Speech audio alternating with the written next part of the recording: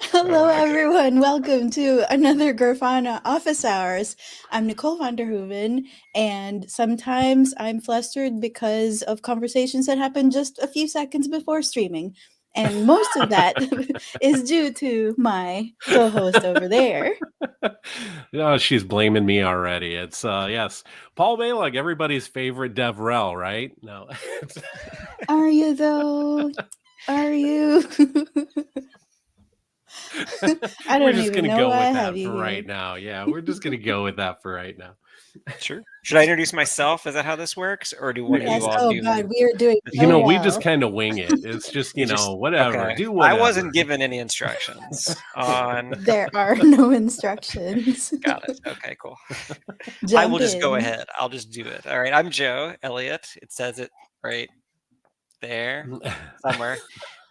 Principal engineer at Grafana Labs, which would read what says on the screen. I work on Tempo. I'm the lead for the Tempo distributed tracing database. So, what Nice. exactly does a principal engineer do, and how much of it is telling people to read what's on the screen? That's a great question. I'm trying to figure that out myself. It kind of depends a lot on where you are and what the team looks like. Traditionally, a principal would generally have the job of like unblocking other people. So always being moving around, making sure other people weren't getting stuck, helping them go forward, reviewing PRs, making sure that progress of the database is the right, going the right way, vision on the future, awesome things like that. I am kind of split because of the size of the team and what we're kind of the phase that Tempo's in. As a database. And so I do a lot of that, but I also still do a lot of just like heads down coding, which I just enjoy. I can't really get away from, frankly. So, how long have you actually been at Grafana? Also, what are you drinking today? This is coffee No, made from my hmm. 10-year-old drip coffee maker. It's kind of Well, gross, but yeah. I mean, but you are from Louisville, Kentucky, and then Kentucky is well known for this other beverage, a bourbon of there is sorts. no bourbon in this coffee. So, yeah, no, are you sure? Sorry. I mean, we are known for bourbon, but it doesn't just like permeate the air. It's not swimming in it all the time. I don't even really like bourbon. I'm sorry to all of the people who love bourbon. I'm I more of a don't either. beer I'm a drinker beer myself. guy. Yeah, I'm a beer guy. I Thank mean, you, Paul. I just imagine maybe your desk is made from aged oak woods, from the old Okay. barrels or something. I think it's like particle board of some kind. I don't So know. we have IKEA yes, yes. particle So you board. have IKEA too. Yeah, Oh me yeah, too. this is straight from IKEA. I got a handle over here. I can turn to make it go up and down. Skew, skew, Oh, skew, kind of thing, wait. Nice. I think I might have the same one. Let's go. I am drinking coffee, bubble coffee. It's not bubble tea. It's a bubble coffee. There you go. And I've just realized that is probably the wrong beverage to drink in a show where I need to speak because I'm just like chewing the bubbles here. But anyway, I do. See, this is me trying to keep the ball rolling, Paul.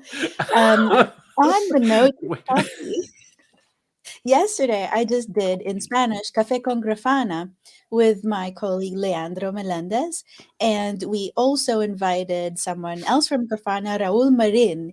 It is in Spanish, but it was pretty cool. If you do speak Spanish, check it out because we do go over the entire Grafana stack. So Raul Marin is a solutions engineer, and so he's in a unique position of working with the entire Grafana stack on a regular basis. So check that out if you speak Spanish. Another announcement is Lisa. What? No announcements? Yeah. No love for Lisa? What? Lisa No. just put out a video Wait, what are that you Paul does talking not about? like. No. I'm saying I don't speek Spanish. Should I do the No announcements? habla You should. I'll español. do them. So. This is Lisa's video on Grafana observability and DevOps. You can not click that link, but if you type really fast and effectively, you can get to it. And Nicole's going to give you the details of what it's actually over. It's going to be in the description below. Thank you, Joe, Uh-oh. for Joe's doing a after better my job job. of co-hosting than some other people.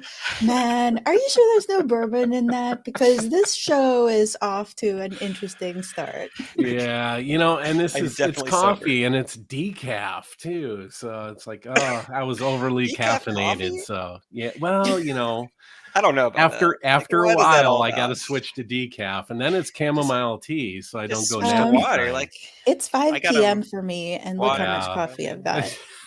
Oh my god, no, no. And I just don't in know. case that wasn't enough, I have more coffee here. Yeah, 10 a.m. for me. So I don't know. Last time I started drinking at 10 a.m., I was, things happened. Let's just say that. So, Okay, all right. Moving right along.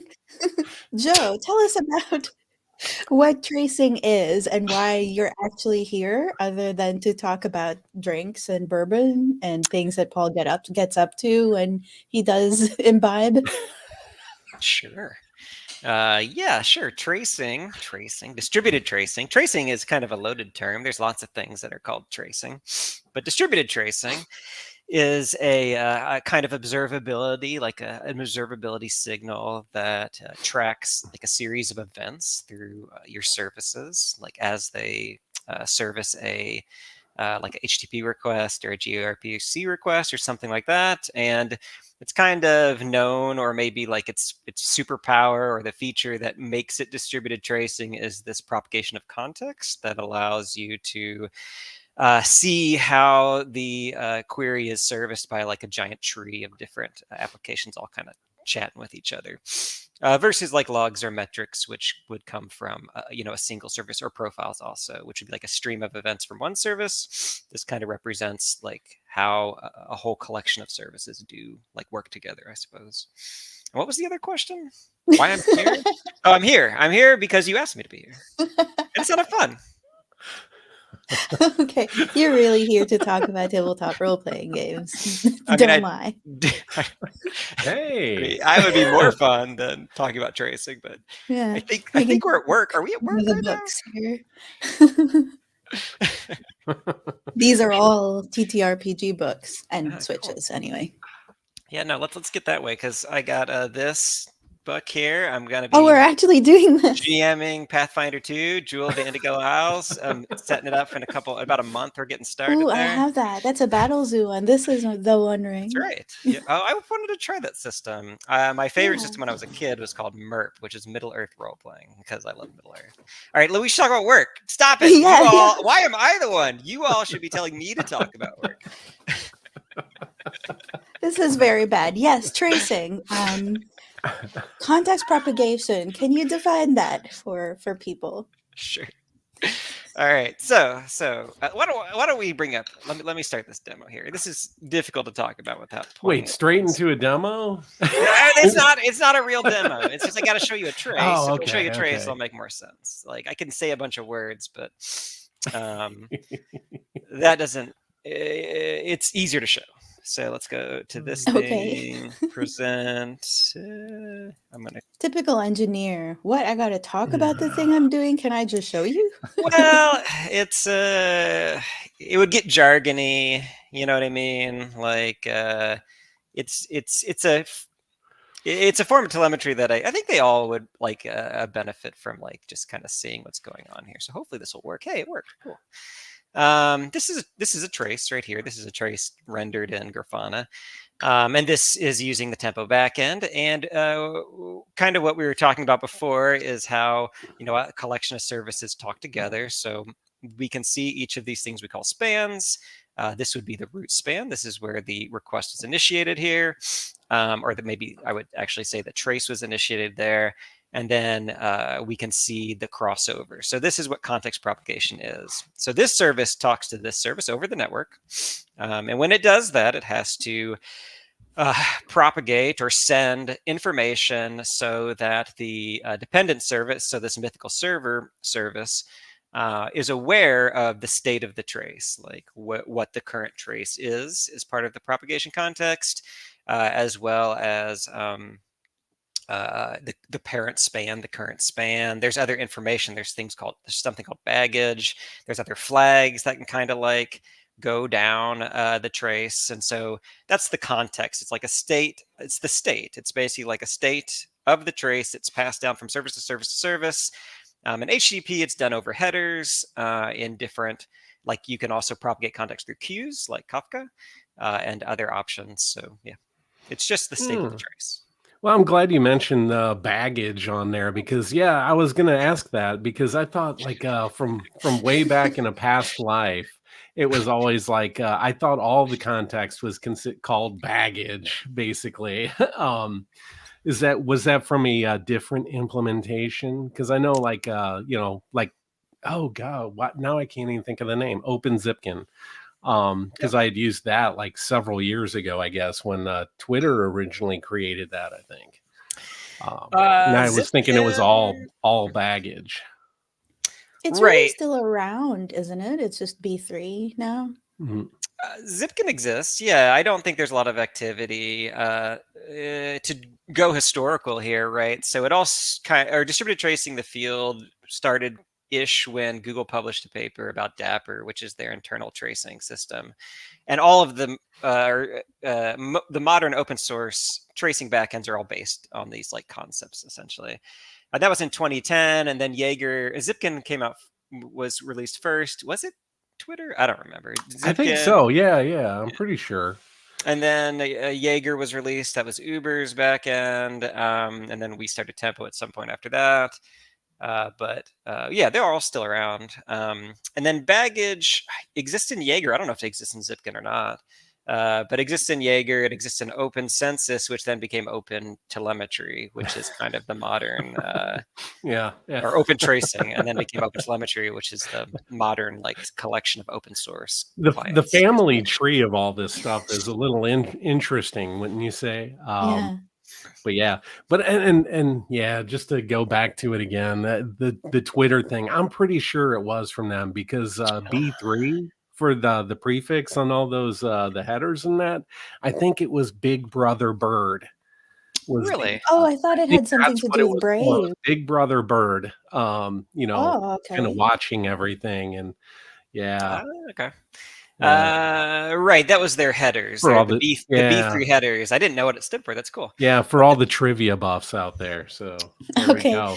Let's One It might day, be a I'm K6 going to be on testing Jeopardy. I'm Tuesday going to be on question. Jeopardy one day. Oh god. All When they're right, going to let's pull it ask what back a B3 little stands bit. for, I'll be on it. I'm going to kill it. I'm going to say Paul Balogh told me that. And that's why Yep. I won $20,000 in Jeopardy. I want to pull it back a little bit and describe tracing in terms of something more real life. This is the way that I first thought of it when I first started trying to understand what it means. I kind of think of it as an e-pass, the thing in the car that the thing you put in the car that like automatically charges you for tolls as you're driving on a highway. You have that in the US, right? Yes, we do. Okay, just checking because I'm not entirely sure. um, Maybe a couple places do.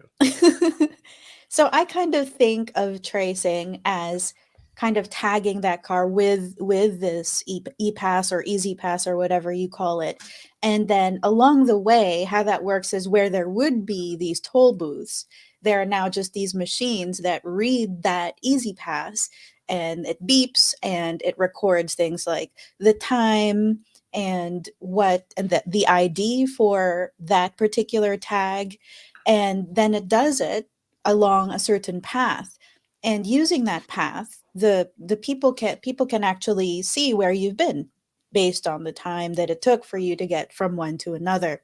And tracing is kind of like that if the cars were like individual transactions or requests. And it's like this way of building a chronological record of where that car has been, at what point it sort of got scanned or checked in at a certain point along the path. And each of these toll booths is like a component in the overall software system. Does that sound reasonable? Yeah. I love that analogy too, It's actually. power. That's On awesome. point. Even though I never knew what an ePass was. I mean, You it's don't know we what an don't have those e-pass here. is? Not in St. Louis? Really? My I'm goodness. kidding. Okay. So, Joe, what is the difference? What is actually a context, and how is that different from baggage? And what are you talking about? Sure. Context. It's just like a collection of variables with values that represent the state of the trace. How it's propagated is different depending on what the communication medium is, like HTTP or Q, Kafka like we messaging said, right? machine. So you kind of pass it different ways, but it's always the same data, which is or same. It's the trace ID, it's the parent trace ID, it's the baggage, it's a couple of flags. When you kind of get into it, it's simpler than you think a lot of times. There's no magic. If you were to make it yourself, you'd probably do exactly what it is. Paul, can you take over for a sec? My doorbell just rang. I'm sorry. What? Oh Yeah, my sure. God, you're leaving me with So Paul? yes. It's Oh, you're in dangerous. trouble now. Yeah. So Joe, why should we do tracing? Why? Why? Why? Just off the top of your Pourquoi? head. What a great Since we question. have the Is it a Cafe Con porqué? Grafana, pourquoi or It's pourquoi? porqué, Yeah, isn't it? yeah, pourquoi. Yeah, I don't sorry. know. I don't You ask know. my boy. I'm mixing up accents and things. Okay. Okay. Why to do distributed tracing? Why? That is a great question. Distributed tracing begins to deliver more value the more complex your systems are. I think one of my goals with Tempo is to make the value of tracing uh, higher, even with simpler systems. But at kind of like the base level, the more complex, the more services you have talking together, the more value tracing has. If you have a single application that speaks, just like a RESTful application, and it has like a backing relational database, a very common kind of setup, tracing tends to have less value. Logs and metrics can be often enough. But the more complex your systems are, the more kind of information you can get by you doing this like tracing kind of option or this like propagation of context and recording all these events and connecting them together. Having said that, I've seen monolithic traced applications, distributed tracing, that provide a lot of value. It does, in those cases, often require a very complex, large monolith. If you have just a very simple pass through, like I said, metrics and logs are going to get you by. But the bigger and more complex your systems are, the more value tracing is going to deliver. And I really, really want.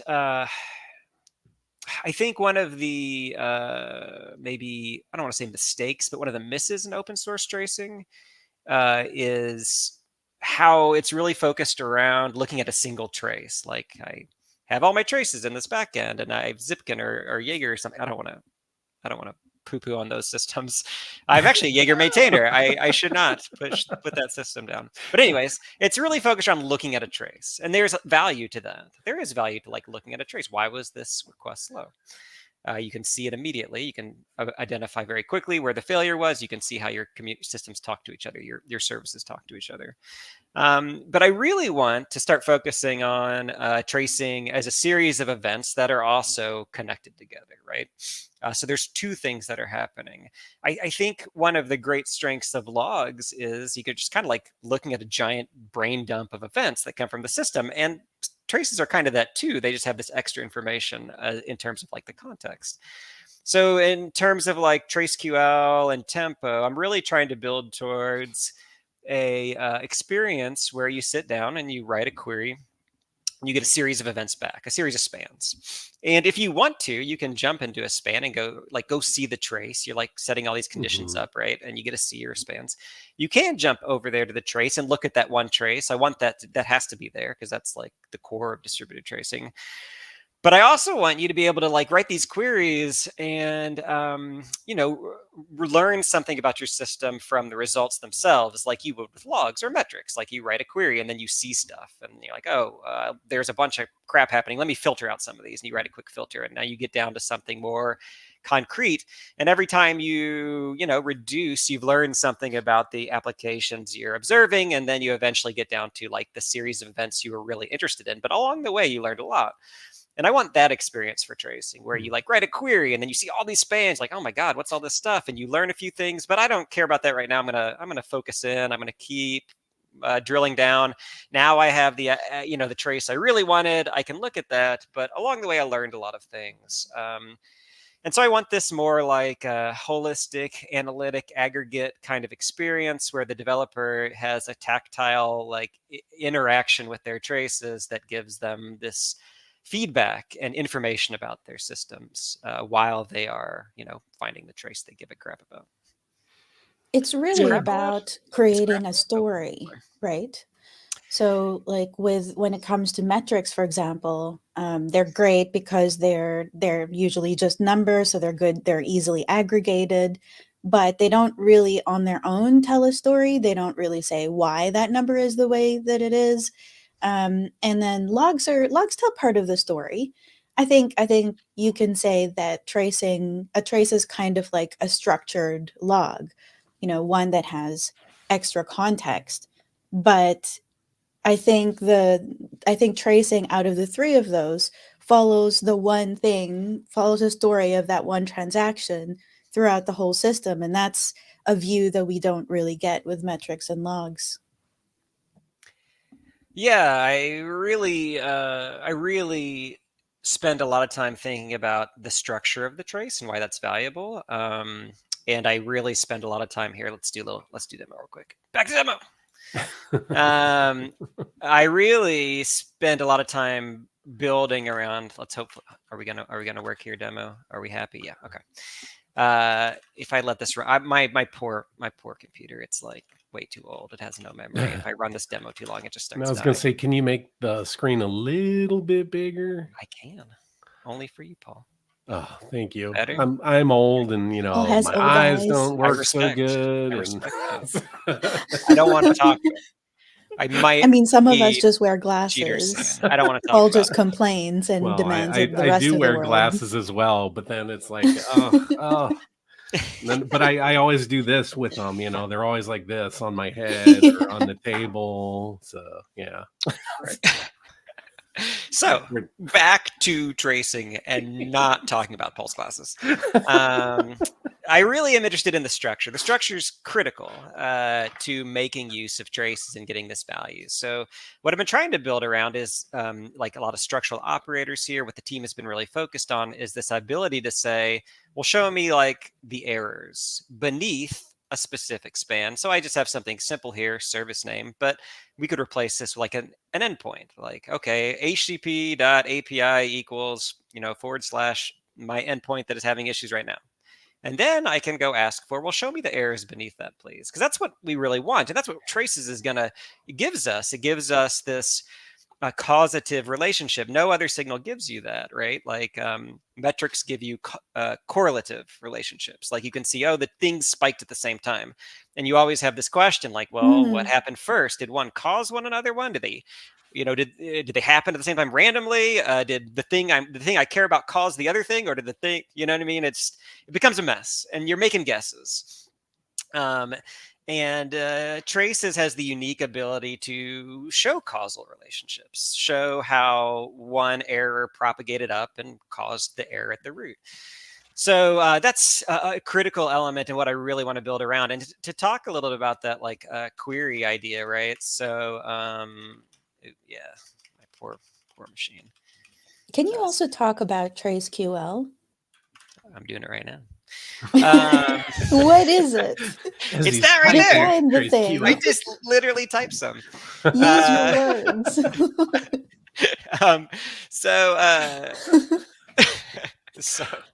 So right. So to like home in on the experience of typing and learning, like without going over to the trace. So let's close this. Go away, trace. Can I do that? Close. It's got to be around here somewhere. Boink. Yeah, close.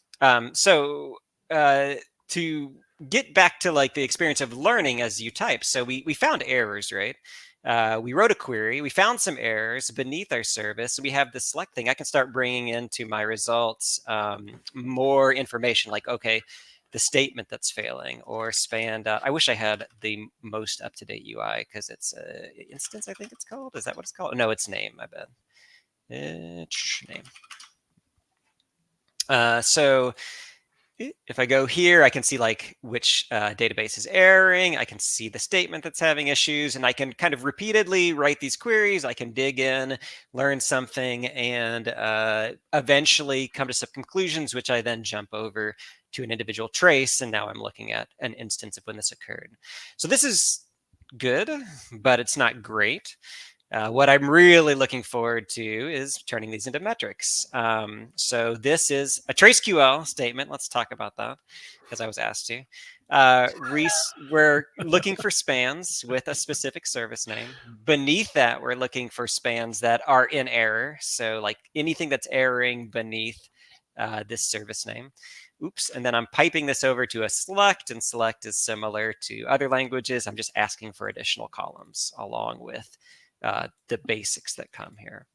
What I want to turn this into is this, though, like, rate 5 minutes by span.db.name or something like that. Ooh, wouldn't that be cool? I have a question. Yeah. May I interrupt? Yes, you may. You have a statement there that says you want the errors. What determines an error? What are you looking at? Sure. So Tempo itself was written to the OpenTelemetry standard 3 years ago at this point, 3 years ago. So we've been OpenTelemetry native since the very beginning. And that error is a field on the OpenTelemetry span. So on the span itself, there's a couple of intrinsic fields, is what we call it. Like the name of the span is intrinsic to the field. The status, it's error or it's okay. And there's also like an unset error. There's a couple other things that belong kind of like intrinsically to the span, like the kind of span, server, client, producer, these things right here. But this is a field basically in the OpenTelemetry standard. So OK, error, and unset are the values you can put there. Okay. Why you said, what did I do? Oh yeah, this doesn't actually exist. Oh my God, I want this to exist so bad, but it does not exist. But this, we can't manifest it this way. I'm just gonna like will it into existence. This is what we're working on right now. My good friend Marty DeCibio is currently probably coding this as we speak. But right, the ability to find no pressure, errors, Marty. Right, go make it now, Marty. But beneath an endpoint, and then let's just rate them by the database name, and then we can see a bunch of metric lines. Hopefully one is spiking along with my error rate. And I'm guaranteed that these were only the rate of errors beneath a specific endpoint because I used the structure of the trace to find that. And now I'm looking at, a very powerful visualization that's going to show me immediately what the root cause of my issue is. So this is what we're building to. We're not quite there yet, but that's kind of the goal. Can you tell us about how Tempo even started? You mentioned that you are also a maintainer of Jaeger. So, how did you get from there to here? How did we get from there to here? So 3 if only years we had ago, a trace ID for that path, we'd know. It's all lost. It's gone. No space for these things, Paul. I'm barely hanging on right now. All right, so Jaeger. Okay, Jaeger. Let's get into the lore. The lore is what we're after here. Absolutely. Lore So dump time. what's that? Lore dump time. Yeah, that's right. 4 years ago. 4 years ago in the olden times. Tom Wilkie, the company was much smaller then, asked me to make a distributed trace. No, he asked me to determine if we could do hosted Jaeger, basically. Like we wanted a tracing offering. Jaeger was the kind of largest open source offering at the time. And we were trying to figure out what we wanted. We had Loki was kind of getting some traction as our logs. Mimir or Cortex at the time was our big data or metrics backend, and we needed a tracing thing.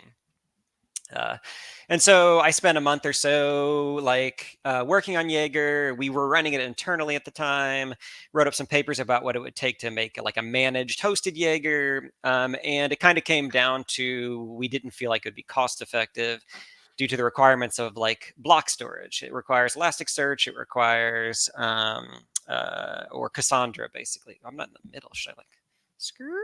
Okay, very good. Okay. So This is the most chaotic episode ever.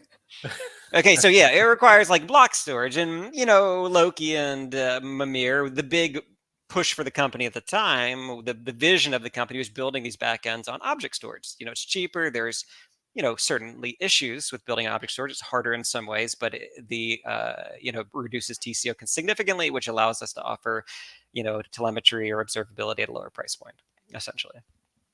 So we tried Jaeger. We decided it wasn't the right path, and Tom was like, make a giant key value store as cheaply as possible. I was like, all right, let's do it. So I made Tempo. And that's all it was. It was a giant key value store. It stored open telemetry traces, and you could look up by trace ID. And that was kind of it. And we had about a year of that. And it was extremely cheap to run, but it was also not, it wasn't like achieving good product fit. Like, it was a cool giant key value warehouse, but it didn't do enough. Like, we needed to find other ways to move forward. We were banking on like integrations with exemplars, integrations with logs, and it wasn't quite working out. So we spent about a year rewriting the database, basically moving over to Parquet as the backend to have a columnar storage, as well as adding the TraceQL language on top of it. And that was basically all of 2021 or so, I think it was. God, what year is it? Maybe that was 2022 that we did that. Yeah, I think that was the year 2022. So right at the beginning of 2023, this year, that's this year. Right at the beginning of this year, we released it all, put it in prod, moved it to cloud, and we've just been like adding a ton of TraceQL features. We've been improving the performance, and we are looking to add this like concept of metrics to the traces and really start building, I think, the final form, the final, tempo, the vision, the real thing, which is the ability to do this kind of causative analysis, this root cause analysis, to help operators, developers, SREs go from a problem using the structure of the trace to a cause instantly, instead of having to dig through a whole bunch of signals to find their way there. It's the goal, at least. Yeah. Well, and I love how with the TraceQL stuff too, that it kind of takes advantage of that, the similar syntax to like how the LogQL and the the PromQL all go. Don't get me So all started these on other query languages or TraceQL. yo. Oh, why? Tell us more. Oh my god. You got some dirt? Yeah, let's hear it. Nobody wants to learn a trace language or a query language. Nobody gives a crap about query languages. That's not entirely true. Most people don't. How many people are watching this? Does anybody out? Do they have like polling or hands? Can people? Does anybody want to learn a new query language? So, well, I mean, sorry. If it's similar, right? Like you were showing, it some is of only superficially similar. Sorry, it's exactly the same. You should all just grab it. It's super easy. You mean curly braces and things that say some. You want to get into? Let's do this. Let's hear it. Yeah. How is it different? Right, should we go back to the thing? Let's go back to the demo. Back to the demo. How do I do new line? There we go. Like that? Shift enter? You realize that having a demo is actually different from just sharing your screen, right? I'm just saying. This is definitely not a demo. Okay, so Prometheus and Loki are built around streams of data. It's like the entire concept of the database. It's how they achieve like their scale with their ability to like look up, or their query times, essentially. And it's all label matchers, label equals value, comma, label equals value, and everything strings. OpenTelemetry supports all kinds of different things. So like it supports code equals, supports numbers. It supports, this is no longer a valid TraceQL query, but it supports numbers, it supports strings, it supports arrays, it supports maps, it supports maps of arrays of maps of strings. It's kind of a lot, frankly. But the query language that is that Prometheus and Loki are based on just wasn't expressive enough to really capture trace querying. In addition, like these kind of operators we wanted were, none of this concepts exist in Prometheus, basically. I also personally hate the Prometheus comma. What does it mean? I want ands, I want ors, I want parentheses, all this stuff. You can do parentheses, you can do all those things. You can like make your nice complex Boolean statement up there and then execute it. So yeah, we have curly braces, and you do specify kind of like a series of like conditions up here, but it is also very different. That's also a point of contention is Loki adopts the kind of Prometheus style, this thing, right? Sum rate, this. Yeah. I kind of hate that. So I want to do this, and this is what I'm pushing for. I want a pipe-based language. Tempo TraceQL already is a pipe-based language. You can type your kind of selectors. You can pipe it through a series of different functions. Excuse me. And I want to continue that. I really like pipe-based languages, and I want it to kind of follow suit there. So we're going forward with, if you really want to comment on this, there's a PR up for the metric spec if anybody wants, from the community wants to get into it. But we've heard, people are very passionate about this right here. These 7 characters or whatever this is. It's more like 8 or 9. Some people really want this in TraceQL. They want this function style. Others, like myself, really want to continue with the pipe-based format and do rates and other metrics with pipes. And that's what we're really heavily leaning towards right now. Okay. So let's say that someone has never used Tempo before, maybe isn't too familiar with distributed tracing. And let's say there's an application. How do we go from nothing to seeing traces with Tempo and Grafana? Sure. The easiest path right now is definitely, I'd say, the open telemetry libraries. So they are kind of the current de facto open source tracing libraries.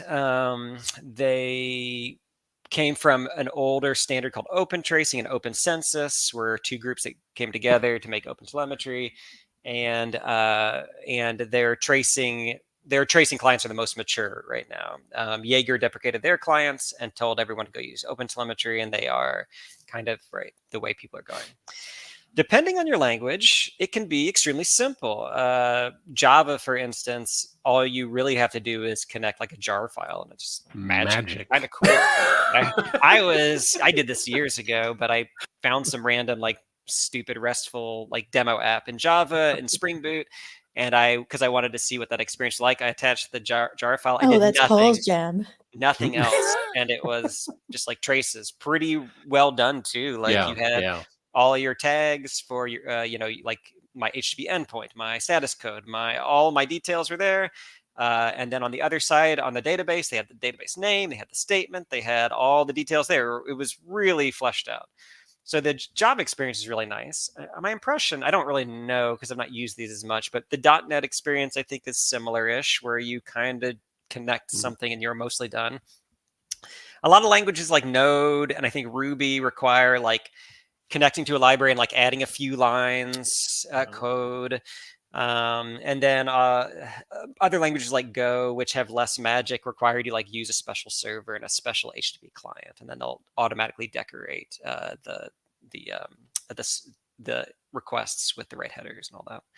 So it's language dependent, and I think this is one of the weaknesses of OpenTelemetry right now. Is the docs are okay. Sometimes they're good, and there's some docs I really rely on, and there's some that I struggle with trying to figure out what to do. So they do have per language docs. I'd go look at them. I think most of them have solid getting started guides. So I think for most of them, you can go to a getting started guide and have that experience. The real trick, the reason tracing is a little bit harder than the other signals is because it really depends on a lot of services being appropriately instrumented versus one. Like if you care about metrics, you and your tiny little team can add metrics to your service and you're done. Like, oh, cool, we have metrics. And we can throw them in Prometheus or something and I can query them and it's awesome. Or logs are also similar. Just we can make logs and have value as our small group. But for traces, you really do need, a collaboration. If you're in a giant org with thousands of developers and, tens, hundreds of dev teams, and they're all talking to each other in this mesh, then you really do have to have a lot more coordination because people have to all roll out the same tracing libraries, or at least ones that speak the same context propagation, and then you start to get the value. So I think that's one of the reasons it's a less adopted signal, is because it does require a little bit more effort than metrics or logs, and it requires a little bit more coordination across bigger groups sometimes. Was that the question? So you're talking about instrumentation, but there's like source instrumentation, which you were talking about with open telemetry and stuff. But there's also like binary instrumentation, of which eBPF is a way to do that. How does eBPF relate at all to tracing, if it does? All right. Give us the tea. Actually, I don't know if I'm totally up to date on the latest here. Traditionally, eBPF cannot do distributed tracing, which is sad. Not sad for eBPF. eBPF is a really cool technology, but it's sad that it can't get that last gap. It's so close to making true distributed traces. Why can't it? Great question. The reason it can't is because it has to propagate. The concept of propagation of the context has to occur in the application. So you have a HTTP query that comes into your application and then stuff happens and 3 queries go out, and one of those is to memcached, and 2 are to dependent services, and maybe 1 more to relational database. And eBPF cannot know that those 4 queries or 3 or whatever that were related to this one up here are all connected. Now, I have heard of some hilarious shenanigans in Go where I think it was, I can't remember what group was doing this. I would love to see how well this works. But what they were doing was they were watching the call stack, and if the first parameter of every function was the context, which is traditional but not required, they would inject that context for you, and they could connect the thing. I don't know how well that really works. So the short answer is eBPF cannot do true context propagation, which is a shame. The longer answer is people are really trying hard to make this happen. And I think there are special cases where it kind of works. I wish I had the name of that project or more information to give you, because it's kind of a holy grail situation. Is it closest to like auto magic instrumentation? Right. Yeah. People really just make want it happen, It would be Joe. awesome. Like, It just would do me. Yeah. One sec.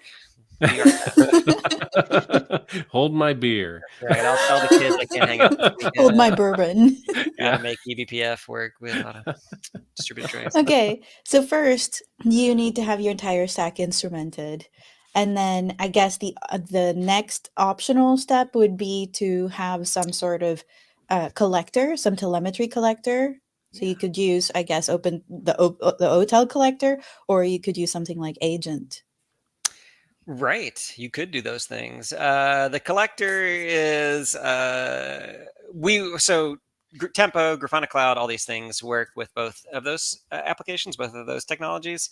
The collector is, more generic. It has a little bit more extensibility. It's a really cool piece of software. I've worked on it some. The agent is a little bit more opinionated. I think functionally it's the same. I think at this point for traces, you can access all the same processors, receivers, and exporters and all that you can in the collector.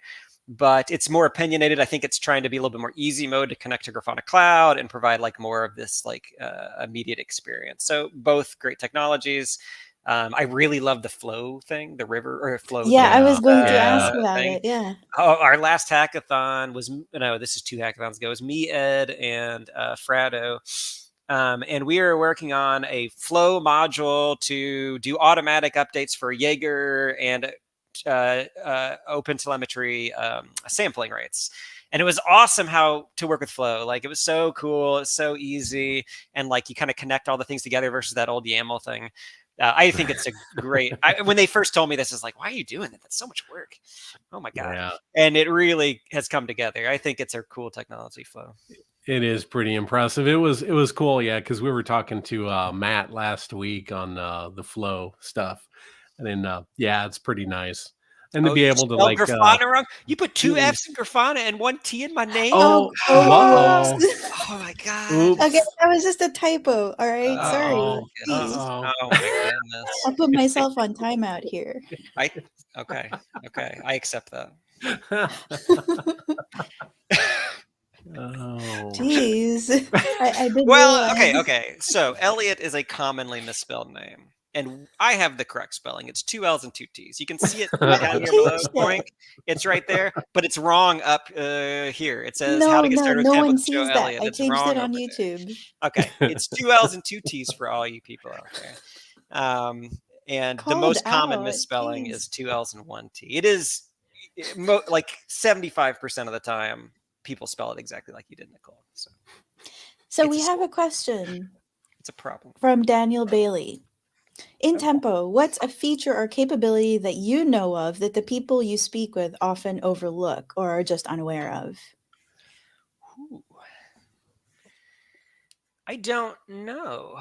TraceQL is a language. Like, there's a lot of cool things you can do. Somebody even asked me once if you can write a query that requires service A and somewhere below that service B, but nowhere in between service C, basically. So there's a service A connects to service B and service C is never in the middle. It's like, nah, you can't do that.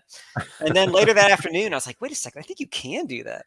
And I started like putting together some different operators and a crazy pattern, and it actually kind of worked. So TraceQL as a language is extremely flexible and has combinations that even I don't really suss out. I'm really focused on a couple of use cases that I think are going to be powerful. And we've developed this very flexible language that does things I don't even know sometimes. So that's one thing. This is another one that came up. Can I chat? If I chat, does that work? Can people see that? No, you can't because we don't trust you enough. I can't chat. But you can open your mouth. You're not and use authorized. words. Well, I can't say all these letters. It's a lot of letters. I click join the chat. I'm clicking join the chat. Okay, fine. You can also put things in the private chat and copy it over if we approve of what you're saying. Oh my God. I'm gonna put it in private chat. Somebody else wanted this. They wanted to know, this is another one that at first I wasn't sure if you could do, but this one came a little bit more quickly. They wanted to find every trace with a specific service, like service name equals foo or whatever, and they wanted to know how many total spans were in the trace. So this query here, resource service. I'm not typing it there. I'll type it over there. I'll go back over there. You said private chat, dude. Oh, all right. Oh my God. You were saying here, and I thought demo. You're killing me. There we go. You're gonna have to let us know in the comments whether they like the chaos more or is anyone normally like this? What do you structured? No, it's totally just you. Oh my God! Don't tell me that. All right, here we go. So this will count. First, this will filter down to only spans where this is true. Mythical server is true, right? But we still don't see the query. I'm in the demo now. You're in the Go demo. back. Okay. You went to the demo. I went to the demo. Okay, so this will show you the total number of spans that match the filter before it, right? So there's 5 in this trace. There's 5 that are have this mythical server service. But this person wanted to know, they only wanted to find mythical server, and they want to know the total spans in the entire trace. So if you reverse it, that works because first we count first total spans in the whole trace, and then we filter it through this service name. So this will kind of tell you the opposite. It took me a second to figure that one out. So there's a lot of details that Tempo can do, that TraceQL can do, that sometimes I don't even think about. So yeah, 5 there. Let's find one that has a different one. 2, yeah, whatever. Yeah, so this one has 2 mythical. No, it has a lot of mythical. Don't pay no attention to that one. So there's that. And another one, this one I think is more important, actually. This is the most overlooked feature, I think, in distributed tracing that I think is the coolest and the most important or powerful one, which is OpenTelemetry supports this, and so does Jaeger. This is on the client side, but remote sampling is an extremely powerful form of sampling. Sampling in general is a big topic in distributed tracing, right? And a lot of people do like simple head sampling. It's like, give me 5% of my traces, give me 30%, give me 1%, whatever you want. And a lot of people also have this like in their mind, there's this tail sampling thing. I want tail sampling, and that is cool. Tail sampling comes with quite a big cost where you have to like aggregate the trace in one spot, and then you make a decision about the trace. Like, is there an error? What is that I tail keep it? sampling? Good question. So head sampling is when you make a choice at the point of creation. So I'm about to create a trace and I choose whether or not to create that trace. That's the simplest form of sampling. Tail sampling is where you create the entire trace and then you choose whether to keep it or drop it before you send it to some backend somewhere like Tempo. Tail sampling is commonly used to keep things like traces that exceed 10 seconds or, whatever, a certain duration. Like I care about anything, any long running query, or I care about any query that has an error in it. Right. So I am going to do tail sampling. Tail sampling is very cool, but it comes with a few costs. One is memory and CPU, quite a bit, because you have to buffer this up in one place and hold it in memory and then choose to keep it. That's one. Two is your backend has a very skewed version of your actual request. So if you were to generate metrics off of traces, which Tempo can do, or just query your traces generally, you have like a biased kind of state in your backend because you only have your error traces and you don't know what a good trace looks like. So that's another one. And then, right. So I think those are two reasons tail sampling actually is not as great as a lot of people think. The form of sampling I like the best is actually called remote sampling, and Jaeger and OpenTelemetry both do this. It's where you can specify per endpoint your sample rates. So you centrally control a document. It's a JSON document, and it says for every service, here are my list of endpoints, and I want to sample them at these rates. So, / super important endpoint, / business critical endpoint. 100%, 90%, some huge percent. I want to see everything that hits that endpoint. I want full vision on it. And then / endpoint that doesn't matter so much. 10%, 20%, 1%, something like that. / metric, / health, 0%. Please never send me anything for these. So I think remote sampling is my favorite form of sampling because it allows you to have this unbiased view of the endpoints. And it allows you to make the choice that you want out of tail-based sampling. The choice you want out of tail-based sampling is I want better value from the traces I'm storing. And remote sampling can give you that. It's a different kind of approach. Tail-based sampling can still be used in conjunction with it if you really want to, but it costs less because you don't have to spend all the memory to buffer these things up, the CPU to track them. So my favorite is remote sampling. If you are doing tracing, look at it. It's hard to find in the docs, but it exists in OpenTelemetry. It exists in Jaeger as well. I don't think it exists in Zipkin. But I think we have a blog post somewhere that talks about it. Nicole, do a little quick pop-up with the blog post. Go. What? What am I typing? What am I looking for now? I don't know. I thought you had the pop-up thing. Find that blog post and share that. Oh my god! Yeah. But I am going to put my the CNCF ambassador hat on for a moment and just say that with that OpenTelemetry documentation and everything, they're always looking for folks to contribute to those docs to improve them so you can make Joe happy. It actually is that one. I did find it. So wow, wow, that was cool. Yeah, the Google is strong with this one. This is the one that I think you're talking about. See, head versus tail. Heads. Yeah. Right? I don't know. Does he talk about remote in there? Maybe even Headley Simons himself has not. Maybe not leveled up to remote sampling. No, he doesn't. I'm gonna say Heads is a great guy, and he's in my TTRPG group playing the things we talked about earlier. And he's probably the person at Grafana who knows the most about tracing. You should really have him on here, not me. Okay. Another question, Daniel nice Bailey. Segue. Can we have a small overview of how to get started with Grafana Cloud K6 and integrating traces into that? Oh, wow. Did you ask the right group of people? That feels like that would have been a plant. Did you plant this? Are No, you I did Daniel not. Bailey, Paul? I Are did you not. signed in as Daniel Bailey? Because I don't know. Does anyone have just a demo there handy? I do not have a demo readily available. I don't even know what the steps are to turn it on in cloud. But I do No, know that it's Paul already Balogh just knows it. on. Oh, Yeah, I you thought they just had got to hook enabled up the agent to start forwarding those metrics. I mean, I'm sorry, traces. Wow. Wow, Paul. Get out of here. Get out of here, Paul. At least you didn't say longs. If you'd said longs, Exactly. then I would have just closed my laptop. I just walked away. Yeah, exactly. Drop the mic. Done. Never coming back. We should probably answer Daniel's question though. Yes. Let's see. I don't really know how to do it in cloud. You do need to have the instrumentation, right? Because you are pushing the traces. I don't know how to turn it on. I mean, I know how to turn it on in the back end because I do it occasionally, but I don't know how you set it up or request it from like support or something. You Sorry, do Daniel. not. We're totally failing you here, guy. You just do it. So here's what you got to do. You got to first with K6, you got to import the tracing library, and then you have this thing where you actually specify which format of the propagator you're using, which has to match whatever you instrumented the rest of your backend with. And then after that, every HTTP request is just going to be automatically instrumented. What it does is it adds a header.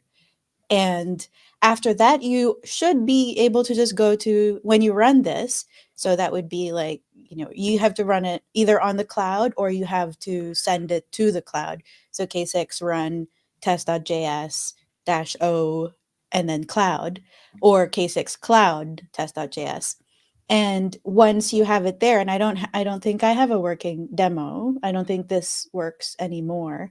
But after you do that, you should just have another tab on Grafana Cloud. So you'll have in the K6 section, you'll have like all of your metrics with the chart and everything. One of the tabs will be traces.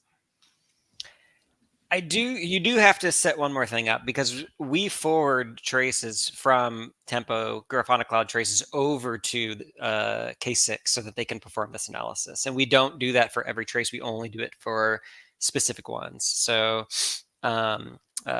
so you do have to, I think, contact support. So we do that connection. I don't know if there's a way to do it yourself. I don't know if there's like a checkbox somewhere. There might be. That's the part I don't know. think they changed that to make it a little bit easier. That would be cool. Yeah. That would be really cool. I think it just automatically works now. That's funny.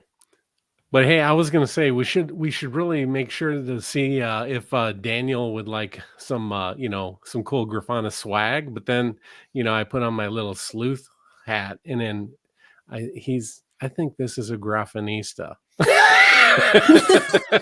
It's you. Hey, would you like some Grafana swag? So I don't know. So he may already have some Grafana swag. Wait. All right.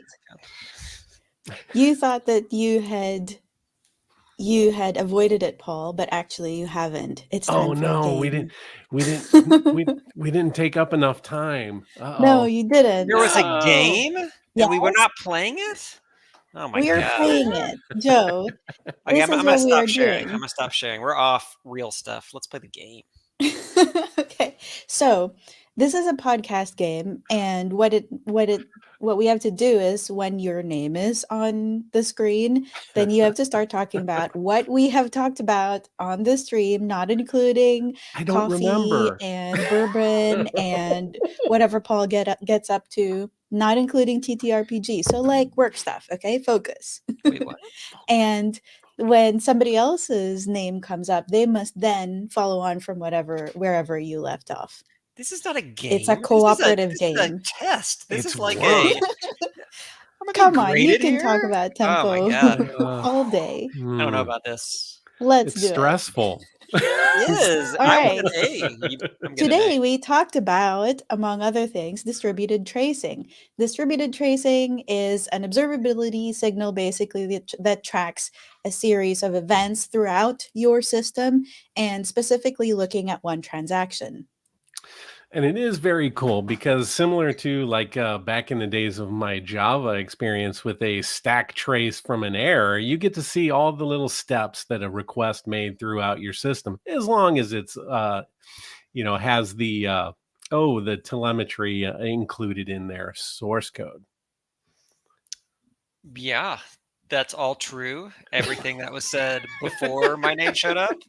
And now that my name's on there, I'm going to tell you that Tempo is the best distributed tracing backend. That But it isn't the only one. So Joe's nailed it. also worked on, on Jaeger and a bunch of other things. But while we're on the subject of tempo, the whole reason that it got started was that Joe was asked to determine if we could do hosted Jaeger, which he did try to do, and that didn't work out well. Right, because Tom Wilkie, who's one of our bosses here, yes, he wanted distributed Jaeger, and it just wasn't quite working. So he was going to do a nice little key value database. That's totally not true. So the Wait, problem, what? the issue is just we wanted to use object storage instead of block storage. Jaeger is based on Cassandra or Elastic, which requires block storage. Boom! I have the best one. Okay, go. Okay, so let's talk about TraceQL. Let's just anyway, Good. one of the things that you added was TraceQL. Jeez. And that Joe prefers a piped language over the actual what PromQL and LogQL use. Because he is correct. And the Python language is a better choice than the functional language, which is why we are doing it. But TraceQL is Similar in some respects to PromQL and LogQL, but also very different. PromQL and LogQL are all strings and key value pairs, and that isn't really sufficient to support everything that is needed for a trace query.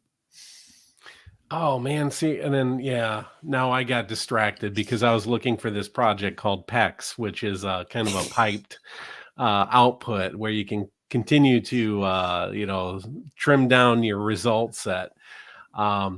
cool. So yeah, I'm at a loss. And then Paul told us about how he wasn't paying attention to the previous person. Squirrel. But I really want to see this PEX thing. Please send it over. I would. I'm gonna find it. About it. Yeah. TraceQL itself, though, supports numbers, strings, arrays, maps, and a bunch of other things. And it does a lot more than PromQL and LogQL do. So how do we start seeing traces with tempo? This is like herding bloody kittens. This is the best thing I've ever done. Well, you can always use the Grafana agent in flow mode. If you've missed last week's office hours with Matt D. Matt D. I love Matt D. Yeah. Matt Durham is also in my TTRPG group, and we worked at a previous company together, and that has nothing to do with distributed tracing. But there we did use Jaeger briefly to really bring it back, and Tempo uses TraceQL. I'm losing it. Oh, remote sampling. We should talk about that. Boom. Remote sampling is the best form of sampling, according to me. I recommend definitely figuring it out. It takes a little bit of legwork, but if you dig around some, there's a way to both support it in the OpenTelemetry collector as well as your OpenTelemetry services. And I think it really gives the most value for cost, essentially, of operational cost as well as setting it up. Yes, over tail sampling, which is going to have to basically cache or buffer all that tracing information before it can make the decision whether it should store that trace into the tracing system. And it's also a little bit better than doing head sampling, which is kind of like setting a percentage of the traces that you want to keep from the very beginning. So you do have to make a choice at the very start. Also, we talked about how you don't just need the agent or a collector, you also need to instrument your infrastructure. And if you'd like to hear more about Tempo, then the documentation and the GitHub repository for Tempo are linked in the description below. Thank Whew. you, Joe and Paul, for reminding me how difficult it is to DM, because I felt like this is an hour of GMing. This was fantastic. Can we do this every week? Being able to kill you We with just rocks. we just need to I, spin off. Forget I Grafana. don't. We're just I don't. going. We're starting Yeah, our own podcast, talking about TTRPGs. Paul makes fun of us. Go. that's I mean, we've got to do that for sure. But back to work. Grafana Office Hours next week. We have Jurasi talking to us about open telemetry, Oh, following cool. on from today's conversation about tracing. It's going to be that's all OTel next week. Jurasi is a former Jaeger maintainer and a good friend. Awesome. yeah. So Thank you, I we're gonna think, for hear all joining about the us, Joe. stories then. Yeah, ask him for some. Right. Some good stories on me. Okay. We will definitely make sure to do that. And if you have stayed with us so far, thanks for watching, and we will see you next week. Bye, Thanks, everyone. everyone.